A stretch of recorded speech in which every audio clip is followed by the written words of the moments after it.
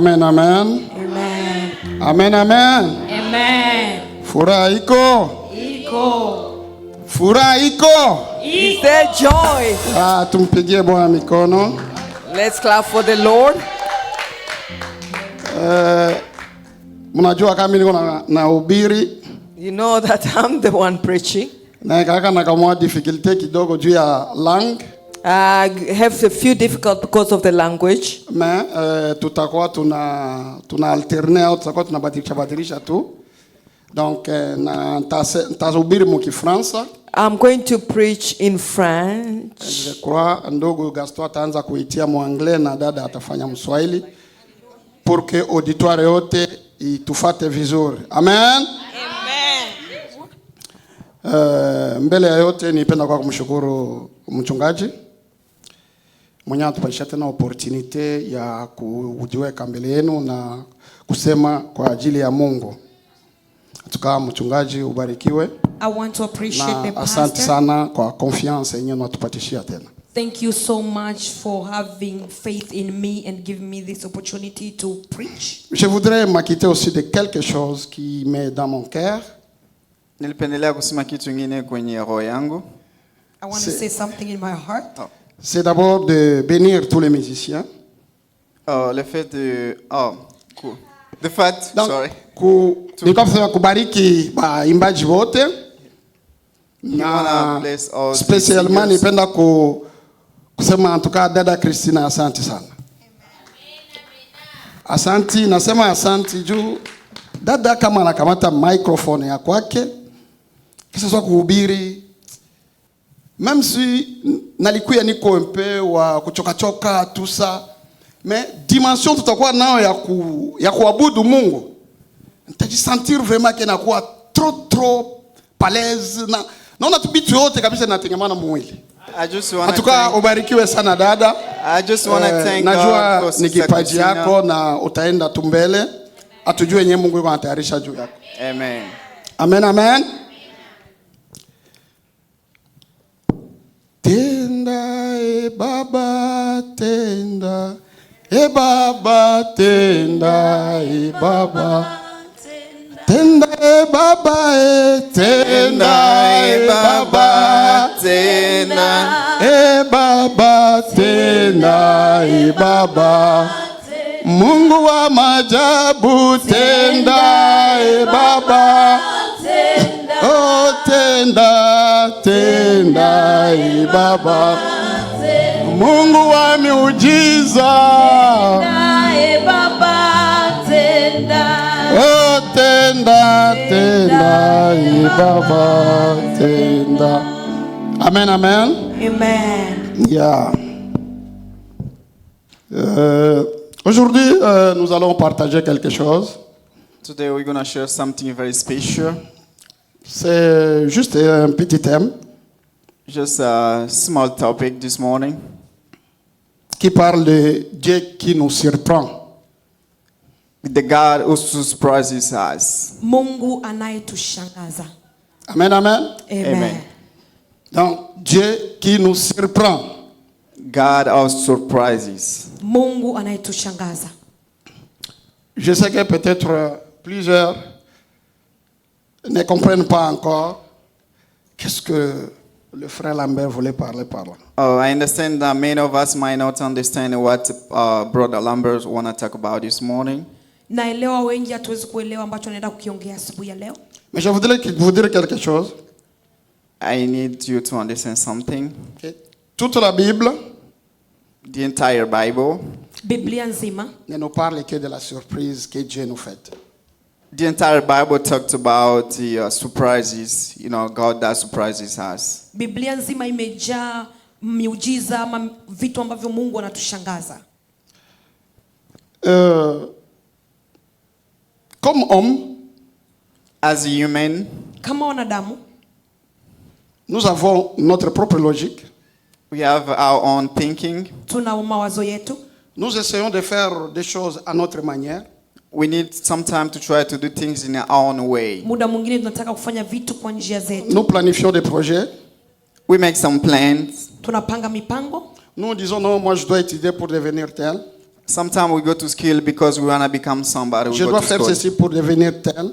I need to do this because I have a vision about my future. Mais je voudrais vous dire quelque chose. But today I would like to say something. Ou bien je voudrais vous présenter un Dieu ce matin. I would like to present you like a special God. Ce Dieu-là, le Dieu qui nous surprend.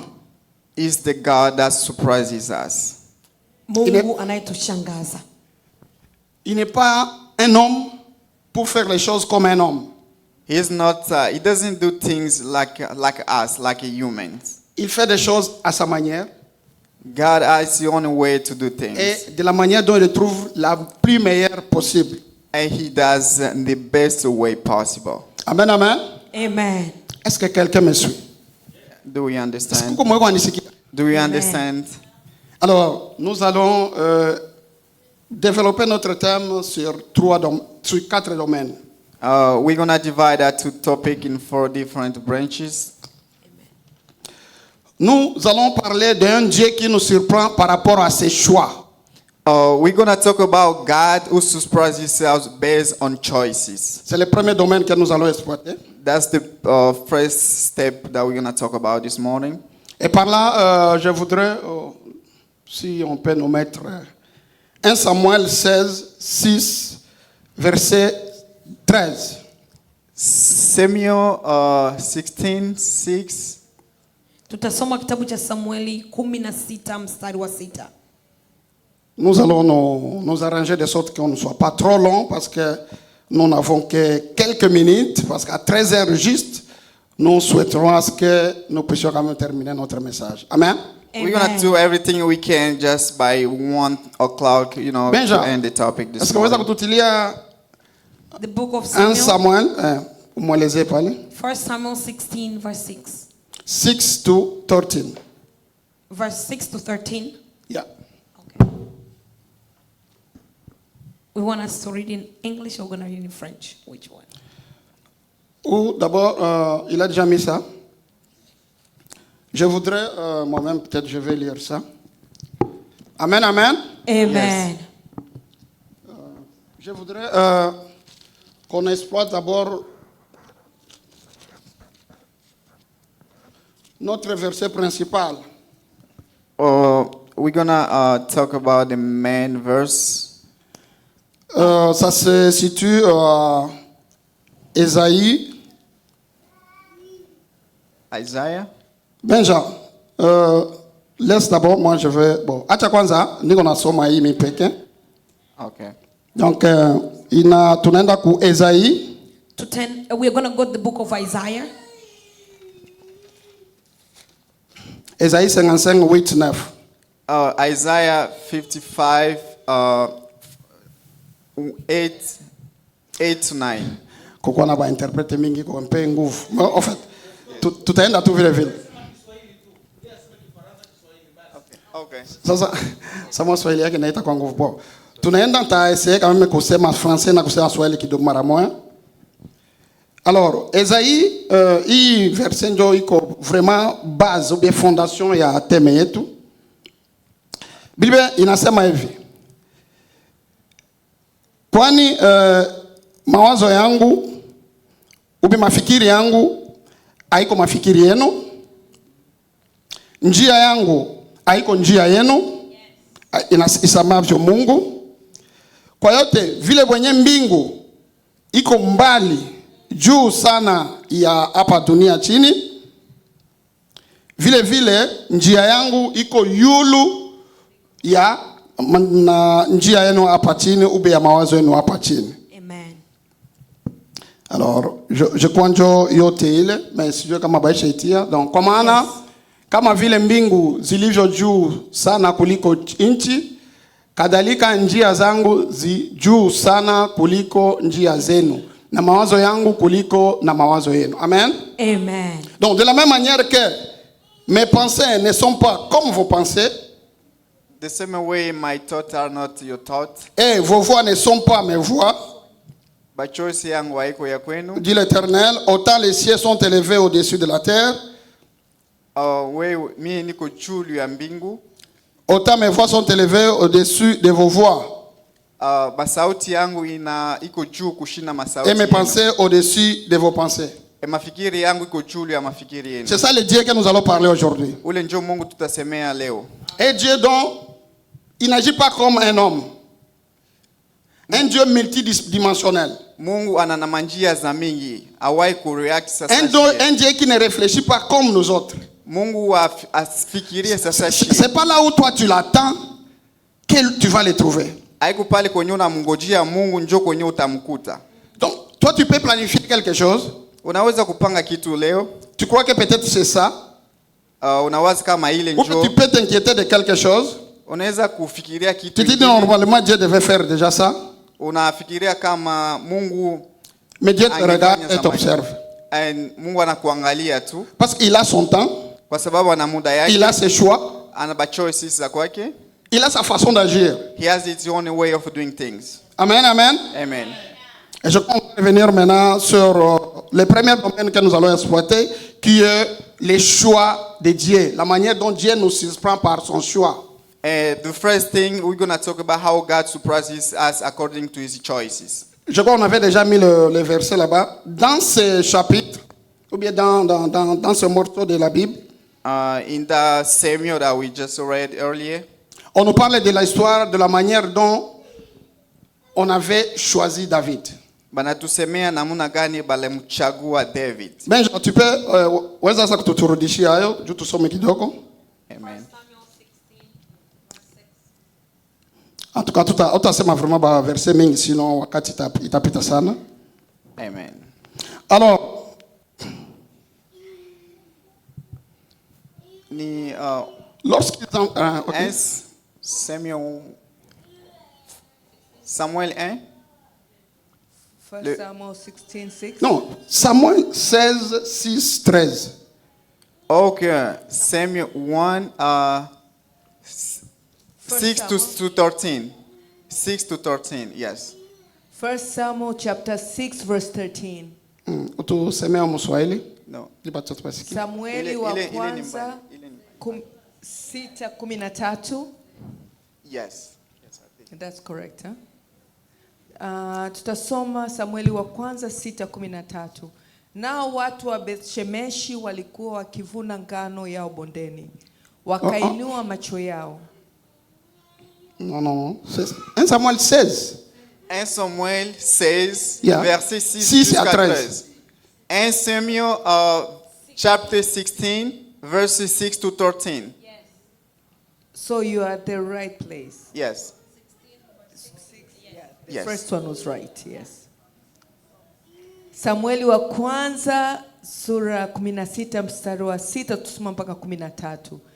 Ikao walipokuja alimtazama Eliabu akasema, yakini masihi wa Bwana yupo hapa mbele zake. Lakini Bwana akamwambia Samueli, usimtazame uso wake wala urefu wa kimo chake, kwa maana mimi nimemkataa. Bwana angalii kama binadamu angaliavyo, maana wanadamu huitazama sura ya nje, bali Bwana hutazama moyo. Ndipo Yese akamwita Abinadabu akampitisha mbele ya Samueli, naye akasema, Bwana hakumchagua huyu. Ndipo Yese akampitisha Shama, naye akasema, wala Bwana hakumchagua huyu. Yese akawapitisha wanawe 7 mbele ya Samueli. Samueli akamwambia Yese, Bwana hakuwachagua hawa. Kisha Samueli akamwambia Yese, watoto wako wote wapo hapa?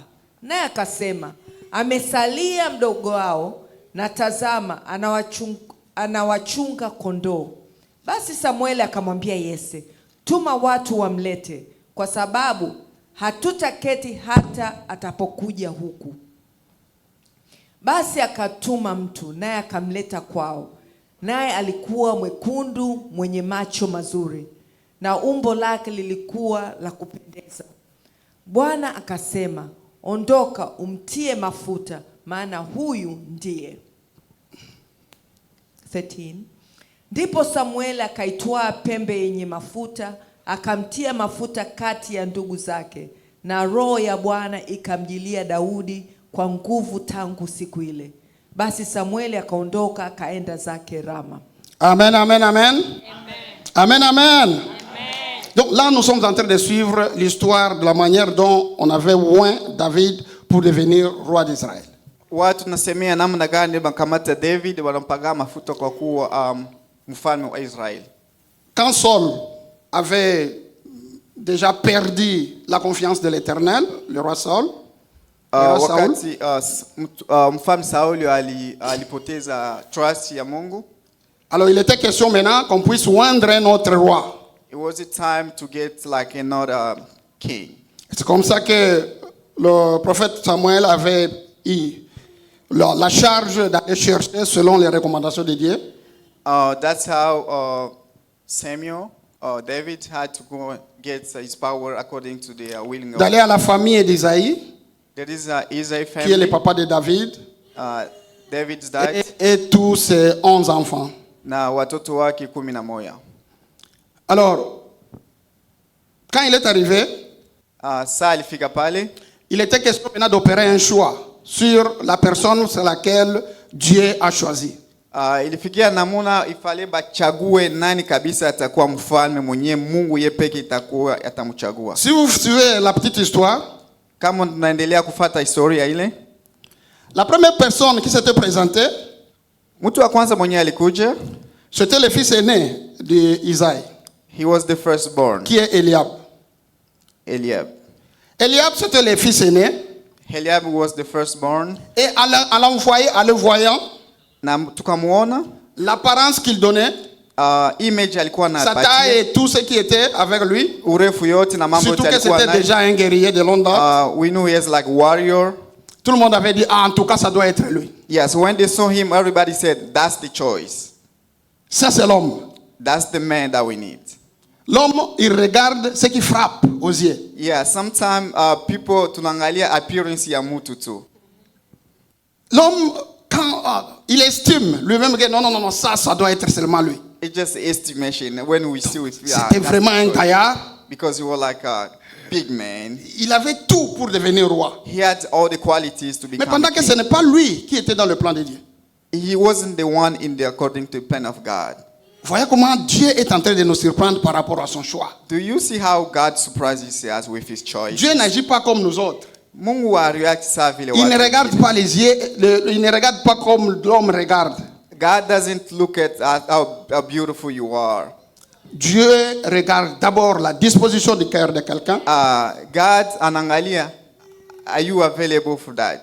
Tu peux être petit, tu peux être grand, tu peux être je ne sais pas comment, mais Dieu regarde d'abord le cœur, Mungu anaangalia roho ya kwanza. la disposition de ton cœur. Anaangalia eske uko pale, uko kabisa pale. Voilà pourquoi nous devons protéger beaucoup plus le cœur. Ndio saa vile tuna protecting Parce maroho qu'il y a yetu. des gens qui se plaisent, Watu- et peut-être des calomniers, Watu wengine wanaikala Injurier. tu ya kutukana faire tout ce watu. qu'ils viennent en tête. Banafanya vitu yote Et natoka ils kwenye oublient roho qu'ils yako. doivent protéger ça. C'est ce que Dieu regarde. Banasahau kwamba roho ni kitu yenye Mungu anaangalia. Amen, amen. Amen. Alors, on a fait passer tous les enfants d'Isaïe devant le prophète Samuel. Balipitisha watoto wote wa Israeli kwenye prophet Mais Samuel. Dieu d'en haut du ciel a dit, Mais Mungu kule yulu je mbinguni ne les ai pas choisis. sikuwachagua wale. Au point que le prophète Samuel a demandé à Isaïe, est-ce que c'est tout ça, c'est tes enfants, les enfants que tu as? Ya prophet akauliza, ni hatu watoto wenye uko nabo, hakuna wengine kabisa. Amen, amen. Amen. Bon, Isaïe, lui, il avait estimé, non, pour devenir roi, il n'y a que ces enfants-là qu'il a déjà présentés. Israeli aliwaza kama kwa mtu kukuwa mfalme ni wale watoto tu aliwapisha ndio mtu Il ne wao. pouvait même atakuwa pas mfalme. s'imaginer un jour qu'un David peut devenir roi. Awea kuwaza kama David ataweza kuwa mfalme siku Et tu moja. verras, en lisant la Bible, il a même répondu avec un peu de doute. Ukaangalia alikuwa na badauti kidogo. Parce qu'il s'était dit que non, on ne peut pas quand même penser à David. Um, Là où il y a Eliab, il y a tout ce monde-là, Yeah. les gaillards, tout ça, bien fait. Mais kulikuwa comment on va penser à David? choices za mingi, beautiful people, Amen, amen. Memutu hawai kwanza kwa sababu ya David. Dieu ne pense pas comme nous autres. Mungu hawai kufikiria sasa watu wengine, Amen. sasa shie. Il est Dieu et il reste Dieu dans tout ce qu'il fait. Mungu iko Mungu na nabaki Mungu kumambo yote anafanya. Alors Esaïe a dit, bon, Isaya akasema, il reste seulement un seul Akasema kuna baki tu moja kabisa. C'est l'air cadet, les petits des petits. Ni ule wa mwisho kabisa. Il est en brousse là, il est en train de paître. Iko kwenye pori kule kona kamata wanyama. Les brebis. Anakamata tu wanyama. Amen, amen. Amen. Samuel a dit, faites-moi. Samuel akasema muniletee ule wa mwisho mwenye anabaki kabisa. David est venu avec les odeurs de brebis et tout ça. David akakuya, na harufu ya pori, mambo yote, alikuwa kwenye wanyama, akachomoka. Habitué aux brebis. Yeye kabisa ni mtu mwenye alikuwa pembeni ya wanyama. Tout ce qui est les leaks ne l'intéressait pas. Luxury life haiko ya kwake kabisa. Tout ce qui est les costumes comme ça ne l'intéressait pas. Basuti ile ya expensive ya. Amen, amen. Amen. Et ce qui l'intéressait, c'est peut-être les brebis de son papa. Mambo ilikuwa kabisa mwafikiri yake. Et là, si vous suivez encore l'histoire, na mkiendelea kufanya historia ile, il avait fait des exploits toujours dans la brousse là. Alifanya kabisa mambo za mingi ya kubwa kubwa. Alors David est venu. David akakuya. Il a fait son entrée. Akaingia. Et directement Dieu a dit à Samuel, les voilà. Et directly bakamwambia, c'est celui-là que moi j'ai choisi. Mungu akamwambia Samuel, ni ule njoo mimi namchagua kabisa. Et Samuel a pris la coupe. Et Samuel akakuwa na choice, akabeba. Il a oint David. Akampaga mafuta. Et avec l'histoire, ce jour-là même, l'esprit de Dieu a quitté Saul. Na ile siku spirit ya Mungu ikatoka kwenye Saul à David. Ikakuya kwenye David. Amen, amen. Mfalme. Amen. Un Dieu qui nous surprend. God who surprises us. Amen. Le Dieu qui nous surprend. Mungu mwenye kushangaza. Il nous surprend premièrement par ses choix, les choix qu'il opère. Anatushangaza kwa choice. Ça dépasse tout entendement. Ile yote iko juu ya mambo. Ça dépasse tous les calculs des humains. Inapitia ba quality ya watu. Amen, amen. Amen. Nous allons passer au deuxième domaine de la surprise de Dieu. Tutasemea kwenye kutisha ya Mungu kwenye points za pili. Déjà nous sommes à 12h50. Alors je suis en train de sauter certaines choses juste pour être un peu court. Niko nafanya mambo yote to develop ba topics yetu wenye tulisemea hata vile mode nabaki kidogo. Alors nous parlons maintenant de Dieu qui nous surprend par rapport à ses méthodes. Tunasemea Mungu mwenyewe na surprend us kwa sababu ya method, namna gani Mungu anafanya mambo. Donc la méthodologie dont Dieu aborde pour faire quelque chose. Njia gani Mungu anafanya anatumikisha kwa kufanya kitu. Ou pour manifester sa gloire. Kwa kuonesha ukuu. Parce que dans tout ce que Dieu fait, na mambo yote Mungu anafanya, il voit sa gloire. Anaona utukufu yake. Amen, amen. Amen.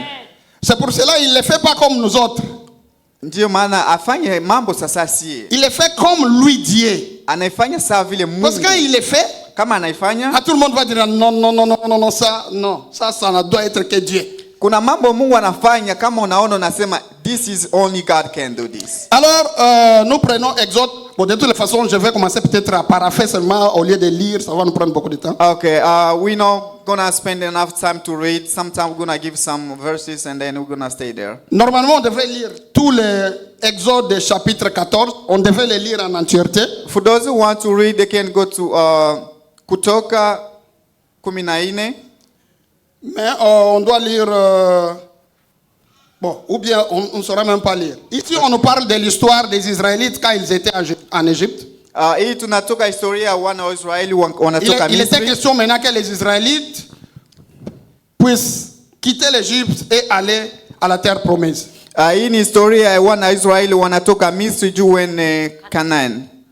y avait plusieurs routes pour atteindre la terre promise. Mais Dieu a préféré les faire passer par un chemin compliqué. Comme je vous dis, Dieu, dans tout ce qu'il fait, il cherche sa gloire. Alors, il a demandé à Moïse de prendre le peuple d'Israël pour aller quitter l'Égypte et aller à la terre promise. Quand vous lisez la partie 1 jusqu'à 3, on vous montre comment Dieu les a amenés dans le désert. Parce que derrière eux, il y a l'Égypte. À côté d'eux, c'était le désert. Katikati kulikuwa jangwa. Et devant eux, c'était la mer Rouge. Et in front we have like a Red Sea. Donc là où Dieu les avait amenés, c'était vraiment un chemin compliqué. Kwenye Mungu aliwatosha ilikuwa njia ngumu sana. Nyuma kuna Waisraeli, kule kuna Quand ils ont jangwa. fait leur marche, arrivés devant la mer Rouge, ils sont bloqués, ils ne pouvaient rien. Sawa walifika kwenye bahari baka kamatika kukua na mambo mengine ya kufanya. Ils ont commencé à murmurer. Bakaanza kusema pembeni, whispering. Ils ont commencé à parler à Moïse. Wakaanza kusema mambo mbaya kwenye Vous verrez Musa. quand vous exploitez toujours dans le chapitre 14, vous allez 7, 6, 7, 9, 11, 15, 16. Kama tunasoma kwenye ile chapter 14, 6, 7. Ils se sont lamentés. Ils ont dit, mais pourquoi vous nous avez amenés en désert? Mais vous devez même nous laisser en Égypte. Ya watu walianza kumwambia Musa, vizuri On devait même mourir en Égypte. Ingekuwa vizuri tubakie Misri, tungekufia hata Misri. Nos sépulcres devaient quand même être connus. Nous sommes dans le désert ici. Personne ne saura même pas si nous sommes décédés. At least kule tungekuwa vizuri, mais hapa tunakuwa fasi kwenye Ils ont Mungu parlé, akijua. ils ont parlé. Walisema maneno mengi kabisa. Dieu a dit à Moïse, Mungu akamwambia Musa, il avait demandé d'abord, qu'est-ce que toi tu as entre tes mains? akamuuliza Musa, ni nini unao mkononi? Il a répondu qu'il avait la verge.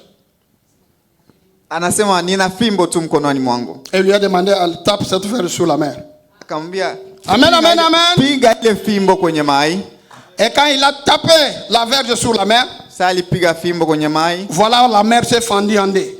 na bahari kafunguka vipande Et les viwili. Israélites ont passé à terre sec. Na Waisraeli wakapita kwenye mai ile. Amen, amen. Amen. Amen, amen. Amen.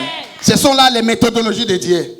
Ile ni njia nyingine ya Parce Mungu qu'il anafanya. voulait le faire passer par un chemin de raccourci, Ukapenda ufanye shortcut na Mungu. ils n'allaient même pas savoir que non, ils avaient un Dieu tout-puissant. Yes, hautajua kama huyu ni Un Mungu Dieu wa qui yule. pouvait fendre la mer Rouge et les gens passent à terre sec. Mungu alipasua kabisa bahari like in two Non, different. bangepitaka kunjia ya mfupi, abangejuaka kama kebiko na Mungu wa nguvu na uwezo yote. Amen, amen. Amen. If they could have Alipendelea kuwapitisha kule njia God wanted them to go this way juu aoneshe umungu wake, to show him aoneshe nguvu yake. Amen, show amen. his power. Sino ba Israelita bangesejuaka kama biko na Mungu wa nguvu. Because Israel couldn't know if God was powerful. Et là, si tu suis encore l'histoire, Ukaendelea kwenye ile story, tu vas voir comment quand Pharaon a su que les Israélites sont partis, ya ukaangalia vile Pharaoh aliangalia Waisraeli il wanapita, était tout furieux. balikuwa wenye wanasilika Et il a sana. pris ses chars, il avait pris toute son armée. Alikamata army yake yote, Toute son armée pour poursuivre les watu Israélites. yote jua kufuata wana wa Israeli. Et c'est d'ailleurs là, quand ils étaient déjà à côté des Israélites, Na saba alikuwa pembeni ya watoto wa que Israeli. les Israélites ont commencé à murmurer parce que c'est déjà, nous on est foutus. Ya na ile kipindi sasa wanaona wajeshi wanakuwa na Mais Dieu wafata, ndio avait walikuwa son nasema. plan. Mais Mungu alikuwa na njia yake nyingine Parce ya que ces kufanya. méthodes, ce ne sont pas les méthodes de Kwa l'homme. sababu njia Mungu anafanya mambo Il hiyo voulait faire mbalimbali na yetu. éclater sa gloire Alikuwa anapenda aoneshe utukufu en wake fendant la mer Rouge en kwa deux kukabula ile bahari et que ses mbili enfants passent à terre sec. na watoto wake wapite Amen, amen, katikati. amen. Amen. Nous avons un Dieu multidimensionnel. Tuna Amen. Mungu mwenyewe kuna banjia mingi anaweza Allons vite parce kutufikisha. que je n'ai plus le temps. Yes, tutaenda mbio mbio kwa sababu ya muda. Nous allons parler du troisième domaine. Tutasemea na nini ya tatu, mambo ya tatu, namna Mungu anafanya choices za kwake. Dieu nous surprend par son temps et par son calendrier. Mungu anasiprand batu sa vile muda yake na calendar za kwake. Amen. Amen. Le temps que toi tu as là, c'est pas le temps de Dieu. Muda nyuko nayo kwa saa Le ile haiko calendrier muda que ya moi, c'est Mungu. pas ça le Dieu. Tanye mimi niko nayo muda ile Dieu sio ya Mungu. a son propre temps. Mungu iko na muda yake. Dieu a pekee. son propre calendrier. Amen, Mungu iko amen. na calendar za kwake. Ici, on va lire. Bon, en fait, on va pas lire parce que on n'a plus le temps, comme je vous avais dit. Yeah, for those who want to read, Ici, nous parlons de l'histoire d'Abraham et de Sarah. tunasemea kwa sababu ya historia ya Abraham na Je vois Sarah. parmi nous là, il y a quelqu'un qui dit non, ça traîne, ça traîne, ça traîne. Now sometimes biko wanasema Donc, depuis que inagawa Dieu m'avait sana. dit ça, ça traîne. Bibi wanasema Mungu aliniambia Le itafanyika temps de hivi. Dieu n'est pas ton temps. Ile muda ya Mungu iko sio muda Le yako. calendrier de Dieu n'est pas ton calendrier. Calendar ya God Dieu a haiko son yako. propre temps, Dieu a son propre calendrier. Mungu Amen. iko na muda yake na calendar za kwake. Alors, avec l'histoire que je vous dispense de lire, Yeah, kwa watu wanapenda kusoma tunaweza kusoma historia ya Abraham na Abraham Sarah. avait reçu des visiteurs Abraham walipokea wageni qui étaient effectivement des anges. wenye walikuwa Venant de Dieu. ange wanabii venant de Dieu. walitumwa na Mungu. Alors, comme d'habitude, c'était un type hospitalier, Sawa vile alikuwa mtu mwenyewe alikuwa anapoa kupokea watu. très disposé à accueillir les gens, les Alikuwa visiteurs. pale kwa kupokea watu. En les voyant, il les watu. avait dit non, non, non, non, oh Seigneur, il ne faut pas passer. Écoutez, je vais faire d'abord quelque chose. Comme ça, vous aurez un peu la force et continuer la marche. Okay, na ile historia tunajua sasa vile Abraham alikuwa mtu kukaribisha watu sana, aliwapokea, aliwaambia hapana mshipite, mwikale kidogo mkunde hata maji ya kunya. Alors, ils avaient dit, ok, il n'y a pas de problème, tu peux faire, et puis on va continuer notre marche. Akasema okay, sawa, tayarisha basi chakula, mambo yote Et tutamweka. directement, il est allé à la tente, là où se trouvait Sarah. Ya akaenda akamkuta Sarah. Il a parlé à Sarah, comme les hommes ont dit, non, fais quelque chose, fais quelque chose. Akaenda kusumuria na mpenzi wake, fanya kitu kwa ajili ya Amen, watu. amen. Amen. Et comme Sarah était aussi experte à la matière, Na Sarah alikuwa anafanya chakula ça n'avait vizuri pas sana. traîné. Quelques minutes après, allez, la table était prête. Na minute kidogo chakula ikakuwa tayari. Les gens ont bouffé. Watu wakakula unashiba C'est sana. comme les foufous que les pasteurs aiment. Sasa vile ugari mchungaji anapenda sana. Amen. Amen, amen. Amen. Après avoir bouffé, ils ont bu de l'eau, ils ont fait tout. Ils Kisha- étaient vraiment rassasiés. Kisha bokula wakashiba wakakunya mai Et à ce wakashiba moment-là- kabisa. Na ile ndio muda nye Ils ont donné la promesse bakapatia promise. à Abraham Bakapatia ahadi kwenye et à Abraham Sarah. na Sarah. Ils ont dit, de la même année, Na, au même moment, na muda kama huu tu auras un enfant. utapata mtoto. Sarah, Sarah qui, comme nous autres là, comme nous tous. sawa vile wanadamu Parce qu'à ce tu. temps-là, Sarah avait 90 ans. At that time Sarah was 90 Et years Abraham old. lui-même avait 100 ans. Abraham alikuwa na Vous vous she was- imaginez? Yes, 100 years old. Vous vous imaginez? Can you imagine that? Hmm? Yes. Un homme qui a 100 ans Mtu mwenye iko na et une femme qui a 90 ans. yeah, 90 years old. Et il vient de Sarah. recevoir une promesse que à la même date, Na wakamwambia na hii muda l'année prochaine, like next year nous serons ici et vous aurez déjà un enfant. tutakuwa hapa na mtapata mtoto. Sarah qui était à la tente là-bas, Sarah mwenye alikuwa anapumzika fasi moja elle a commencé à sourire. akaanza kucheka tu, anasema oh, Ces gens, ils sont sérieux. anasema yani hao watu ni Amen, ana amen. watu Des yes. fois, ce que Dieu le fait pour nous là, Anongaisa mwa mama Mungu ça anafanya dépasse notre entendement. inapitia mawazo yetu Ça ya dépasse nos kimutu. calculs. Inapitia Ça bakali nous rend perplexe. On ne sait plus. Oh, est-ce que vraiment, qu'est-ce qui se passe? ya watu wanasema nini gani inaendelea kabisa hapa na hao C'est watu. ça Dieu. Ile njoo Mungu C'est de, kabisa. de cette manière-là que Dieu opère. Ni ile namuna Amen, ndio Mungu amen. anafanya. Ni ile njia Mungu anafanya. Ils avaient eu la promesse. Balipokea Est-ce qu'il faut, si vous suivez tous les chapitres que j'avais décrits là-bas, na kama mkaendelea kusoma kwenye ile ba chapter vous allez comprendre qu'à la même date, ils ont eu Isaac. Amen, na amen. mkaangalia kwa ile Est-ce qu'on peut acclamer l'Éternel? ile calendar wakapata Isaki mwile Est-ce qu'on damu peut na bali acclamer wapate. l'Éternel? Tunaweza kupigia Mungu mikono.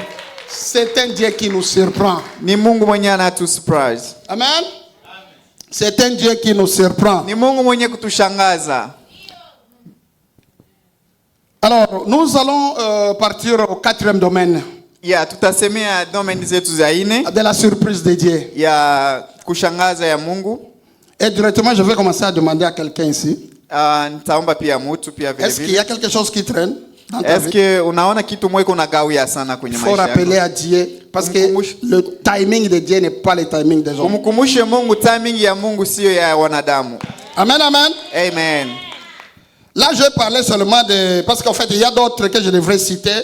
Kuna mambo ingine que semea, je n'ai pas tunaweza le temps. kusemea memuda, maybe next time. Quand il nous s'y prend au choix, je vous ai parlé de David, mais il y a aussi Gédéon, il y a Yes. Jérémie. Ya kwenye Bible, kwenye choice kuna Mais mambo bon, on za n'avait pas le mingi, temps. ya Gideon, Jeremiah, mambo On za mingi kwenye devrait Bible. quand même aller. Yes. Alors, ici aussi, par rapport au temps, Pia vile kuhusu mambo ya non, muda. par rapport aux méthodologies plutôt, Kuhusu manjia Mungu anafanya ba choice za kwake. je vous ai parlé seulement de traverser des Israélites, mais je devrais vous parler aussi de Josué, comment le mur d'Érico était tombé. Yes, there is a lot of Methodology stuff qu'on in the avait. Bible like Yes. Et je devais aussi vous Yes. parler de la manière dont Jésus lui-même avait guéri un aveugle de naissance en prenant seulement la salive et mélangeant avec Na la peau. tunaweza kusemea sasa vile Mungu alifanya miujiza kwenye Bible kwa kukamata tu mati na Amen, na amen. kuponya watu. Mais je vous ai dispensé parce qu'on n'a pas le temps. Na ile Déjà, ni mon temps mambo est déjà yetu fini. tutaweza develop next time. Alors, nous parlons maintenant du quatrième domaine qui est le domaine de la grâce. Tunasemea kwenye God grace. Amen. Amen. La grâce, c'est toute la Bible, je peux dire. Neema ni kabisa ni Biblia nzima tu kabisa. Amen. Amen. Parce que même nous autres là en tenant les micros ici, c'est toujours la grâce. Hata si wenyewe unakamata Nous n'avons microphone ni rien que nous neema. pouvons faire ici sur la terre sans pour autant avoir We la don't grâce. have nothing special unaweza kufanya, ni grace ya Mungu tu, ni neema tu kabisa. Amen, amen. Amen. Alors, dans le domaine de la grâce, la manière dont Dieu nous surprend par rapport à sa grâce, Ya namna gani Mungu anatushangaza kuhusu je vais vous neema parler de yake. deux personnages. Tasemea watu mbili. D'abord de Saul, qui est devenu Paul, Sauli mwenye alikuwa Sauli akakuwa Paul, et du brigand qui était crucifié au même moment avec Jésus-Christ. na ule mtu mwenye balimutia msalabani pamoja na Yesu Kristo. Amen, amen. Amen. Saul, comme vous le connaissez, l'apôtre Paul, Saul, known as Paul, c'était le grand persécuteur des enfants de Dieu. Quand Jésus était enlevé, les apôtres étaient restés, et tout celui qui parlait au nom de Jésus, yeah. on le faisait soit lapider, c'est comme Étienne. Oui, vas-y. Ya alikuwa batu unajua sasa Yesu alipanda mbinguni, watu wote walikuwa pembeni ya Yesu, walikuwa na uawa kumanjia fulani fulani. Donc quand Étienne était lapidé et tué, Sa Etienne balimtupia mawe, c'est au pied de Saul qu'on était venu déposer les habits. ni kumiguu ya Saul. Donc il était le meneur à cette période-là Alikuwa mtu mwenye alikuwa juu sana pour mwenye, persécuter ya kwa kutoa tous decision ceux qui croyaient au nom de Jésus-Christ. kwa watu wenye walikuwa na believe kwenye Mungu. Tous ceux qui parlaient au nom de Jésus-Christ. Watu wenye walisema walikuwa na ubiri maneno ya Yesu. Mais comme Dieu est Dieu, Mais kama vile mnajua Mungu iko tu. et des fois il nous surprend par rapport à la grâce qu'il donne aux gens. Na somewhere Mungu anatuleta maajabu. Et je voulais vous dire ici que non, cette grâce, elle est toujours là. Na neema ya Mungu iko tu Parce que pale. nous avons un Dieu qui ne change jamais. Tuna Mungu mwenye abadiliki. La Bible dit il est le même hier, aujourd'hui et Wanasema éternellement. Mungu alikuwa jana, leo na tabaki milele. Amen, amen. Amen. De la même manière, il a opéré à la Bible. Na mambo ile De alifanya la kwenye même manière, il Bible. va opérer pour toi aujourd'hui. Na ile mambo atafanya Parce kwako qu'il y a leo. c'est un Dieu inchangé. Ni Mungu mwenye habadiliki. Il est là. Iko pale kila Tout ce siku. qu'il il attend, Yanyana ngoya kwako c'est d'avoir foi en lui, ni kuwa na d'avoir imani, confiance en lui. ni Et kupatia de disposer imani ton cœur pour recevoir tout na ce qui est kutia roho yako kwa kupokea mambo yote natoka kwenye Mungu. Pendant que Saul était en train de soupirer pour aller persécuter les chrétiens, Ya sasa Saul alikuwa anajitayarisha juu ya kwenda kuwaua watu wa Kristo. Dieu, là, c'est apparu. L'ange de l'Éternel lui est apparu en cours de route. Malaika ya Mungu alitokea. Et vous verrez là comment il lui a posé la question. Non, toi Paul, pourquoi me persécutes-tu? Ya akamuuliza Paul, est-ce que wewe ni Paul kwa sababu unaua watu juu ya nini? Et il a répondu, oh Seigneur, qu'est-ce que moi j'ai fait, tout ça, tout ça. Akasema nini gani nilifanya? Et Sijui mambo au nilifanya. même moment, Na ile muda celui qui était parti pour persécuter les chrétiens, na ule mwenye alikwenda juu ya kuua Wakristo, Dieu a changé sa mission. Mungu akabadilisha mission ya kwake. Amen, amen. Amen. Les dieux de grâce. Mungu wa neema. Donc tu peux pas te dire que j'allais parler même en lingala. Yes. Donc si tu veux que nous milioni comme mtu wa zambi sana, en tout cas Mungu siweze kuiongea hata pembeni. Don't say that I'm a sinner. God will not look at me. Nous avons un Dieu de grâce. Tuna Mungu wa neema kabisa. Amen.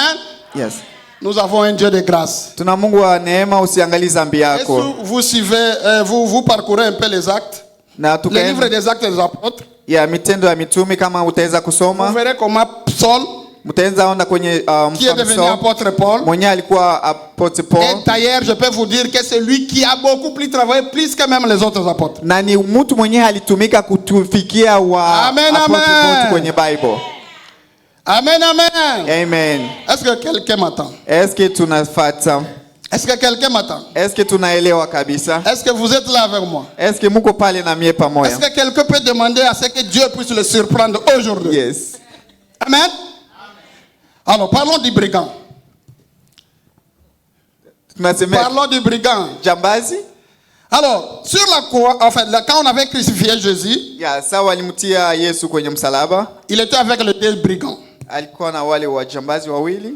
L'un d'eux Mmoja wao s'est moqué de Jésus-Christ. alikuwa na mcheka Yesu. Même lui, il s'appelait, oh, il Akasema wewe est ulikuwa unasema Seigneur, wewe ni mtoto wa oh, c'est Mungu. l'enfant de Dieu. Wewe mtoto wa Mungu Mais utafanya sauve-toi nini? et sauve-nous. Sasa tuokoe sasa. Mais l'autre, hein, Me ule mwingine il a dit à l'autre, akamwambia ule jambazi mwingine. moi et toi, on se connaît. C'est Ah, comme c'est les gens de cartel, non? Atasema oh no ni tunajuana, Tunajuana, papa. Tunajuana. Ça, tu le vois quand on est. Si tu vois, c'est pas vrai. Sasa tuliuaka si Il a tulikuwa parlé, il a pamoja. parlé.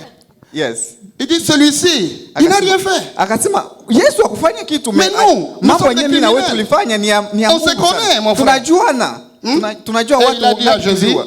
Akaenda kwa Yesu ne m'oublie pas quand tu seras dans le royaume. akamwambia usinisahau saa utaenda tamna Et Dieu de grâce, Mungu wa au neema. même moment, Na ile muda il a dit, aujourd'hui là, akamwambia Moi leo et toi. wewe na mie on sera au paradis. tunaenda kwa Amen. Baba. Tunaenda kwa Baba C'est mbinguni. ça la grâce de l'éternel. Ile ndio neema ya Il nous Mungu. surprend par sa grâce. Anatushangaza Là, na je peux vous neema parler yake. même de l'adultère là que les gens avaient crié, crucifié. Ben,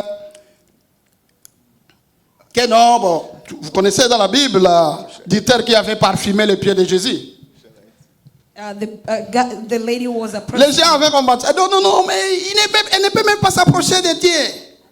Comment il peut s'approcher? C'est vraiment un adultère, c'est quelqu'un de mauvais comportement. Walitosha. Huyu ni Ils ont- mtu mwenyewe astahili ils ont kuwa tout pembeni ya parlé. Mungu, alikuwa usharati akuwa pembeni ya Mungu. Ils oublient que notre Wanasababu Dieu, kama Mungu ni Mungu wa c'est neema. un Dieu de grâce. Ni Mungu wa neema, angalie wa dhambi Il yetu fait grâce à tunafanya. qui il veut. Anafanya Mais maneema ce kwa qu'il le mtu fait, wote. il regarde, c'est la disposition de notre Na mambo anafanya naangalia kama mtu uko tayari. Amen. Amen. Il regarde la disposition de notre cœur. Anaangalia eske moyo yako iko tayari, roho yako iko tayari. Donc Dieu, Mungu il n'a jamais été limité.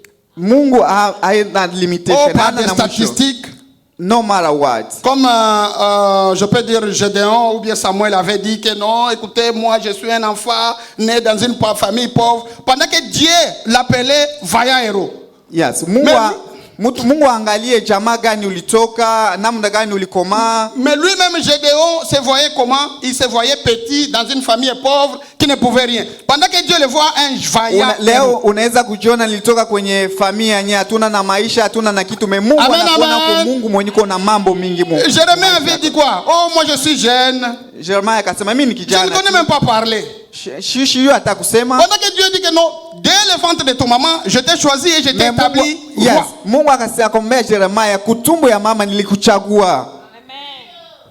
Nous avons un Dieu multidimensionnel. Tunaokuwa na Mungu mwenyewe ana Nous manjia avons za un Dieu qui mingi. n'est pas limité, Mungu hana na mwisho, ni par des statistiques, no the ni statistics, par des diagnostics. Oh non, bon. no kuhusu magonjwa. Tu es parti à l'hôpital et on te wanasema- déclare tu as un cancer au niveau, je ne sais pas comment. Wanakuambia you have a brain cancer, you have No, no, colon no, no. cancer, ili haimwangalie Mungu. Dieu n'est pas là. Mungu haiko Il vile. n'est pas dans les diagnostics des hommes. Mungu haiko kwenye Il n'est pas diagnostic dans les ya watu. statistiques des hommes. Haiko kwenye Il statistique n'est ya pas dans watu. les crises. Pendant que les autres là sont en train de crier crise, crise, crise. Yeah, sasa watu wanasema COVID, Mais Dieu est en train de mambo voir za mingi l'abondance mingi. dans ta maison. Mais Mungu anaona huko mtu mkubwa tu, kwa sababu Mungu kuna namna yake ya kufanya mambo. Nous avons un Dieu qui transforme l'impossibilité à la possibilité. Kuna mtu mwenye anabadilisha mambo yenyewe inakuwa impossible, anaiweka Nous avons rahisi un kwetu. Dieu qui voit l'eau là où vous voyez les rocs. Mungu anaona maji kwenye mwe mnaweza ona iko sawa vile jiwe. Amen, amen. Amen. Un Dieu qui nous surprend. Mungu mwenye kutushangaza. Un Dieu qui nous surprend Mungu wa kushangaza par ses choix, kwenye ba choices za par kwake, ses méthodes, kwa methods za kwake, par sa grâce. kwa neema yake, Amen. na kwenye calendar za kwake, time Par son temps. za kwake, muda yake. Est-ce que quelqu'un parmi nous, il est en train de se dire, ah, moi qui n'avais pas étudié, Comment je peux accéder à ces postes-là? Kuna watu wanasema mimi silikomala, sina shule, sina degree. Namna gani nitafika kwenye ile level ile? Moi je suis déjà vieux, comment je peux avoir un enfant? Mimi vraiment nimeshakoma, nitapata watu. J'ai déjà fait 10 ans dans ces mariages ici, je n'aurai plus l'enfant. Nafanya miaka 10 kwenye ndoa hii, sipate kitu, sipate watoto, tafanya je? Je viens vous dire aujourd'hui nakuya kuambia leo que nous avons un Dieu qui nous surprend. Tuna Mungu mwenye kutushangaza. Alors, je vais lancer un appel. Je crois que je vais remettre le micro au pasteur. Tampatia pastor microphone by nitaita. Tout celui qui a un problème, qui a trop duré, kama mtu anaona kuna problem, shida et qui croit en Dieu, na mtu mwenye anaamini kwa Mungu, ce Dieu de la Bible là, il est un Dieu qui ne change jamais. Mais kama anaamini kwamba Mungu wa Biblia abadiliki kamwe, il peut passer devant. Unaweza kuya mbele pour présenter ses problèmes entre les mains. Muonesha Mungu ba problem zako wako, shida zako. Amen, amen. Amen. J'attends que tout celui qui est touché par et qui veut avoir la surprise de Dieu dans sa vie, kama unaenda kabisa uone namna gani Mungu anaweza kushangaza kwenye maisha yako, venir comme ça, le pasteur va prier mbele na mchungaji ataweza kumiombea. Amen, amen. Hallelujah. Amen. Je crois on est là, on est à la fin. Yes, tunafika kwenye mwisho kabisa. Minaona le micro au pasteur. Tunampatia pastor microphone.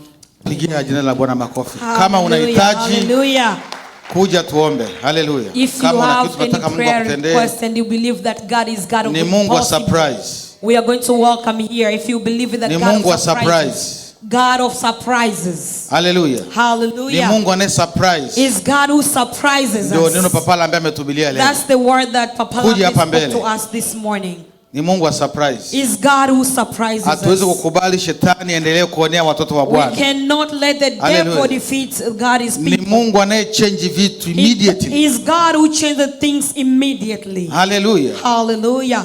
Ni Mungu anaye change vitu immediately. Is God who changes things right away. Unaona masomo ni magumu. If you see your school difficult, mitihani ni migumu. The tests are very tough. Una Mungu wa neema. The God who have grace. Hallelujah. Hallelujah. Mungu ni wa neema. Is God who is full of grace. Hallelujah. Hallelujah. Mungu ni wa neema. Is God who is full of grace. Alimbadilisha Paulo. He changed Paul. Hallelujah. Hallelujah. Alikuwa mkorofi sana yule ndugu. So he was a very bad person. Lakini siku moja tu, but one day, akabadilishwa. God changed him. Na Paulo ndiye mwanafunzi wa kwanza baada ya Yesu kufanya kazi. And Paul was the first disciple after Jesus. Kwa hiyo mume wako sio zaidi ya Mungu. So your husband is not more than Mungu God. anaweza kumbadilisha. God can change your husband. Mke wako, your wife, Mungu anaweza kumbadilisha. God can change your wife. Watoto wetu tunaoombea next week, our children, Mungu ni mwaminifu. God is faithful. Hallelujah. Hallelujah. Uchumi wako, your finances, Mungu ni mwaminifu. God is faithful. Hallelujah. Hallelujah. Njia zake sio njia za mwanadamu. His ways is not our ways.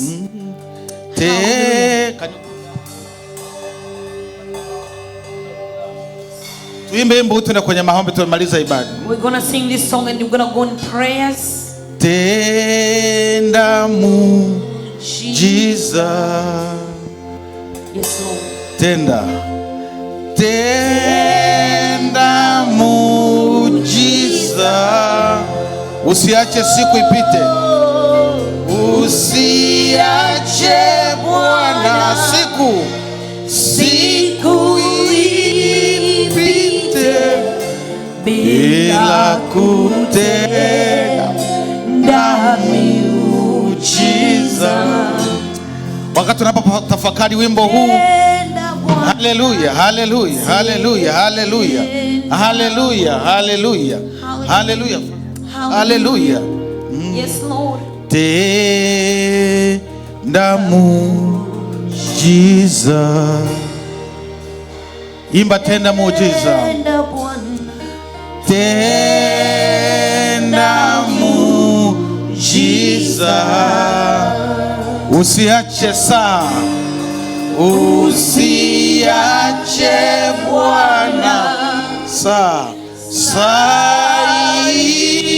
ipite bila kutenda muujiza. Tenda tenda Bwana, tenda muujiza. Mwambie Bwana tende muujiza. Tenda Bwana, tenda muujiza. Usiache Bwana siku ipite bila kutenda muujiza. Imba mara mwisho tena muujiza. Imba tenda muujiza. O tenda Bwana, tenda muujiza. Usiache Bwana siku ipite bila kutenda muujiza. Usiache Bwana saa ipite bila kutenda muujiza. Usiache Yesu. Usiache Yesu saa ipite bila kutenda muujiza. Nina neno ambalo Mungu ananiambia nimwambie Mama Mapasa. I have a word for Mama Mapasa. Mimi nasemaga tena, mimi sio nabii. I always say I'm not a prophet. Na sina tabia kutabiria watu. And I'm not very quick to prophesy. Mungu ameniita kwenye kufundisha neno zaidi. God has called me to preach the word. Lakini tulipokuwa tunaimba wimbo huu, but while we are singing this song, Mungu ameniambia nimwambie Mama Mapasa, God told me to speak to you, Mama, kwamba Mungu anakupenda, that God loves you, na Mungu anakuona, and God sees you, na Mungu ameona moyo wa mume wako, and God has seen the heart of your husband. Mungu anasema God is saying kwamba bidii yake ndani yako that his diligence ni kubwa sana. Is very hard. Anasema msogelee zaidi. Say go closer. Ana vitu anataka kukupa. There are things he want to deposit. Lakini umefunga mikono yako. But your hands are closed. Mungu anasema anapenda nyumba yako. God says he loves you. Anapenda mme wako. He loves your husband. Anapenda utayari wako. He loves the way you are ready. Lakini kuna kiwango Mungu anasema mkono wako umefunga mkono wako. But there is a level God wants you. Kuna vitu Mungu anakwenda kufanya kwenye nyumba yako. There are things God is going to do in your house. Kuanzia mwezi huu from this month mpaka mwezi wa 12 to December. Hapa katikati Here in between hutaelewa. You will not understand. Ni mambo makubwa sana. He's gonna do great. Mimi sijui ni nini. I don't know what it is. Na ujumbe huu kamwambie Grate Rezo. And go tell your husband this. Kwamba Mungu anapokwenda kufanya. That what God is going to do. Kuanzia mwezi huu wa 7 from this month of mpaka mwezi wa 12. Until this. Ni mambo ya ajabu juu ya familia yako. It's gonna be amazing in your life. Sijui Mungu atafanya nini. I don't know what. Lakini mambo yanakwenda kufanyika. But things are going to change. Hallelujah. Hallelujah. Baba, kwa jina la Yesu. Dada Pamela, Sister Pamela, hata jana nimekutaja kwenye pale nyumbani. Mungu ni shahidi. I was talking about you yesterday. Mungu anasema God is saying kwamba anajivunia kuwa na wewe. That is very proud of you. Nilikuwa naongea maneno haya jana. I was saying this yesterday. Kwangu jana. At my house. Na nikatamka jina lako. And I said your name. Na nikamwambia mama mchungaji yuko hapa ni shahidi. And I told Mama Pastor. Mungu anasema anajivunia. God is saying that is very kuwa na wewe. Proud of you. Anajivunia. He is very proud.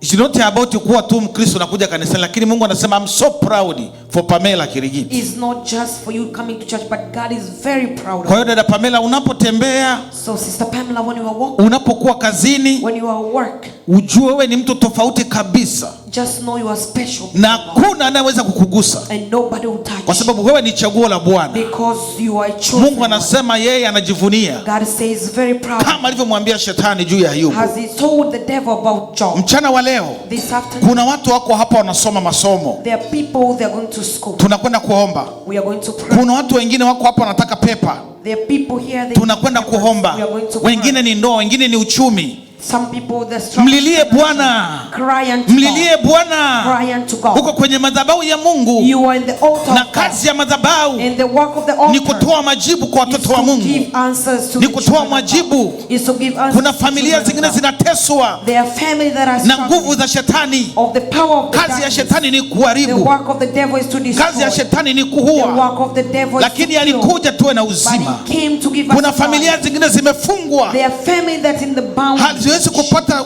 breakthrough ya kiuchumi. cannot get breakthrough in finance. Sio jambo la wewe kufanya kazi It's tu. not for you just Baba, kwa jina la Yesu, fungua mdomo wako kwa dakika 2 tunapomaliza ibada hii, just open your mouth. tumalize na maombi. We are gonna finish with Kuna wengine wanataka watoto hapa ndani. people, they need children here. Mungu ni zaidi ya huyo mtoto, God is more than maana anatoka kwake. because Mungu anakwenda kufungua. God is going to Vile open mtumishi doors. wake Papa Lambe amesema, The servant of ni God Mungu wa says, surprise, He's God of ni surprises. Mungu He's a anayetushangaza. God of surprises. Kuna wengine wanahitaji watoto, Some people, they need children. Mungu anakwenda kuwapa God is watoto. going to give you Hakuna children. kitakachoshindikana. Nothing is impossible. Leo ni leo. Today is Vitu today. vinakwenda kufunguliwa Things are going to kwa change jina la Yesu. in the name of Vitu vinakwenda Jesus. kufunguliwa. Things are going to change. Mlilie Bwana asubuhi ya Cry leo. unto the Lord. Haribu kila kazi ya shetani.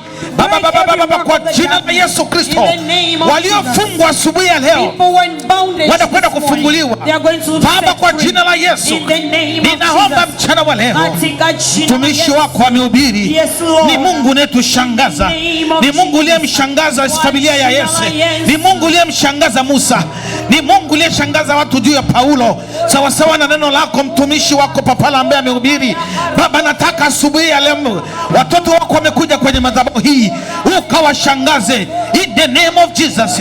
Wengine ni ndoa, wengine ni uchumi, wengine ni watoto, wengine ni watoto, in the name of Jesus. Chochote kilichofungwa chako kinakwenda kufunguliwa. Chochote kilichofungwa kinakwenda kufunguliwa. Chochote kilichoshikiliwa kinakwenda kuachiliwa. Ni Mungu wa restoration, ni Mungu anayerejesha, ni Mungu wa restoration, ni Mungu anayerejesha, ni Mungu wa restoration, ni Mungu anayerejesha in the name of Jesus, kwa jina la Yesu. Wengine ni mitihani ya shule, Bwana ukawawezeshe in the name of Jesus.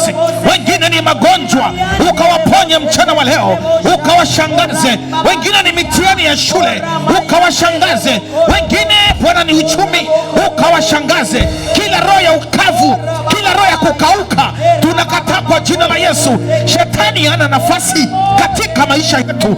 Shetani hana nafasi kwa familia yetu in the name of Jesus. Shetani hana nafasi kwenye ndoa zetu. Shetani hana nafasi kwa watoto wetu. Shetani hana nafasi kwa uchumi. Shetani hana nafasi kwa familia zetu in the name of Jesus. Ukawashangaze watoto wako, ukawashangaze mchana wa leo. Wengine ni makaratasi, Baba ukafungue milango ya papers kwenye nchi hii in the name of Jesus. Oh, ukawashangaze watoto wako sawasawa na neno lako. Ukawashangaze watoto wako, ukawashangaze watoto wako, ukawashangaze watoto wako, ukawashangaze watoto wako, ukawashangaze mchana wa leo. Wamekuja kwenye madhabahu hii maana wanajua kazi ya madhabahu ni kutoa majibu. Oh, maana mwenye madhabahu hii ni wewe Mungu. Tunaharibu kila kazi ya shetani, ninaharibu kila kazi ya shetani, ninaharibu kila kazi ya shetani in the name of Jesus, in the name of Jesus, in the name of Jesus. Yanda ravasata. Chochote ambacho ni chako kimeshikiliwa mchana wa leo tuna release. Watoto wako walioshikiliwa wanakwenda kuachiliwa kwa jina la Yesu. Chochote kilichoshikiliwa na shetani mchana wa leo kinakwenda kuwa release. kwa sababu ni Mungu wa restoration. Yes, Lord. Ni Mungu wa restoration. Ni Mungu anayerejesha. Yes. Ni Mungu anayeuisha upya kwa jina la Yesu. Chochote kilichokufa kinakwenda kufufuka mchana wa leo in the name of Jesus. Roho ya ibada inakwenda kufufuka. Roho ya kumwabudu Mungu ndani yako inakwenda kufufuka. Chochote cha Mungu kilichokufa ndani yako kinakwenda kufufuka in the name of Jesus. Mandaravasata karabo rekasitara. Haleluya. Tunaimba stanza ya mwisho, tutamaliza kwenye maombi. Usiache Yesu, imba Yesu. Siku ipite bila kutenda muujiza. Usiache Yesu, usiache Yesu. Siku ipite bila kutenda muujiza. Usiache Yesu, usiache Yesu. Siku ipite bila kutenda muujiza. Arika yanda rabasanta karabosi. Mandarabasanta karabokosia. Watoto wa Mungu, hatuwezi bila Mungu. Hatuwezi bila Yesu. Hatuwezi bila Mungu. Ninakutia moyo mchana wa leo, usimsahau Mungu. Usiue ibada ndani yako, usiue ibada. Usiue kumsifu Mungu. Usiue kuja kanisani. Usiue kusoma neno. Huko ndio kuna ushindi wetu, sawa sawa na neno la leo. In the name of Jesus. Mandarabaka santa karabo. Neema ya Bwana ikawafunike. Neema ya Mungu ifunike watoto wenu. Neema ya Mungu ifunike familia zenu. Neema ya Mungu ifunike mapito yenu. Kila wanaopitia mateso mchana wa leo, Mungu akawafungulie milango ya kutoka. In the name of Jesus. Wanaopitia mateso mchana wa leo, Mungu akawaguse. In the name of Jesus. Mungu akawafungue mchana wa leo. Wanaopitia challenge, Mungu akaonekane kwenu kwa jina la Yesu. Haleluya. Mungu awabariki sana. Pigia Bwana makofi. Haleluya, haleluya, haleluya, haleluya. Muda umeenda, tungeendelea na maombi, tutaomba next week. Haleluya. Papa laambie Bwana akubariki kwa neno. We are so proud, so powerful. Thank you so much. Neno nalo linasema nini? Ni Mungu Surprises. kwa Kiswahili ni Mungu anayeshangaza. Haleluya. Chukua hiyo shida yako, Take your problem useme ni Mungu, uliambie shida and tell your problem. ni Mungu anayeshangaza. Is a God of surprise. Hakuna aliye juu ya Bwana. Nobody is above him. Haleluya. Amen. Nasemaga mimi hakuna champion, hakuna champion kwa hii maisha. I say all the time there is no champion in Wakina life. Nebukadneza Nebuchadnezzar, alijenga bustani 100 za hewani. he builded 100 garden on Nebukadneza. a king Nebuchadnezzar. Lakini Mungu akasema nitakuonyesha mimi ndio champion. But God told him, I will show you because Akampiga I'm a champion. Nebukadneza akaenda kukaa kupori, si mnakumbuka? He defeated him and he went to the bush. Miaka Years. mfalme akaanza kula nyasi kama mbuzi, A king started eating grass like a goat. kula majani ile kama mbuzi, kama kondoo. Mfalme mzima wa Israeli A whole Nebukadneza king started eating grasses. alipomaliza kula ile majani ya nguruwe miaka 7, When he finished eating the grasses for 7 years, akasarenda akasema, nimeamini Mungu wa Israeli ni Mungu wa he kweli. surrendered and Haleluya, he said, I believe God of Israel haleluya. is a true God. Kwa hiyo hakuna champion kwa hii dunia. So nobody that champion in the world. Na unaweza kutumia mikrofoni nyingine, hii ni ya waimbaji ya kuimba, msemo natumia hiyo. Haleluya, thank you so much kwa kazi nzuri. Hakuna champion. There's no champion. Champion ni Mungu. A champion Hata is mume wako God. sio champion. Even your husband is not Hata a mke wako sio champion. champion. Even your wife is not a Champion ni champion. Mungu. God is a Ni champion. Mungu anayetushangaza. Oh, God who haleluya. surprises us. Powerful Papa Lambe. Hallelujah. Ubarikiwe sana. Amen. God bless you, Papa Hiyo ndio Lambe. nimeshika tu, Mungu anayeshangaza. He's a God who surprises us. Akatupata kitabu cha Samueli. Yes, 1 Samuel chapter Hadithi ya 16. ya Daudi alivyochaguliwa. Yes. Akatuleta kwenye bahari ya Shamu. Yes. Musa. Yes. Ametamba papa anambia kwenye Biblia